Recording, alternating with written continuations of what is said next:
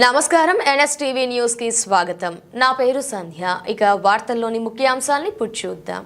కామారెడ్డి జిల్లా ఎల్లారెడ్డి ఎమ్మెల్యే మదన్ మోహన్ రావు అధికారులతో సమీక్షా సమావేశం నిర్వహించారు. కామారెడ్డి ధాన్యం కొనుగోలు విషయంలో రైతులకు ఇబ్బందులు లేకుండా చూడాలని ఎల్లారెడ్డి ఎమ్మెల్యే మదన్ మోహన్ రావు అధికారులను ఆదేశించారు. గురువారం ఆయన కామారెడ్డి పట్టణంలోని ఆర్ఎన్బి గెస్ట్ హౌస్ లో వరి ధాన్యం కొనుగోలు, మిల్లింగ్, రవాణా తదితర అంశాలపై సంబంధిత అధికారులు, రైస్ మిల్లర్లతో సమీక్ష నిర్వహించారు. రైతుల సమస్యలపై చర్చతో ఈ సమావేశంలో రైతులు ఎదుర్కొంటున్న ప్రధాన సమస్యలపై ఎమ్మెల్యే విస్తృతంగా చర్చించారు.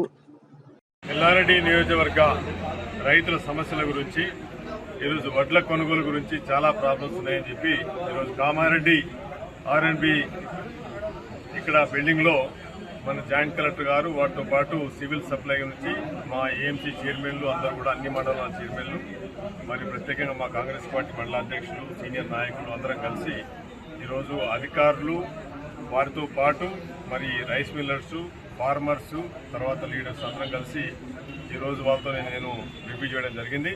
ఎల్లారెడ్డి నియోజకవర్గంలో రైతులు ఎక్కువ ఉన్నారు, చాలా పేద రైతులు ఉన్నారు. ఇక్కడ ఎవరు కూడా ఎండ తీవ్రత బాగా ఉన్నది. ఎక్కడ కూడా రైతులకు రైస్ మిల్లర్ నుంచి కానీ, ట్రాన్స్పోర్టేషన్ నుంచి కానీ, లారీల నుంచి కానీ ప్రాబ్లం కావద్దు, తూకం కూడా తీయద్దు అని చెప్పి ఖచ్చితంగా చెప్పడం జరిగింది.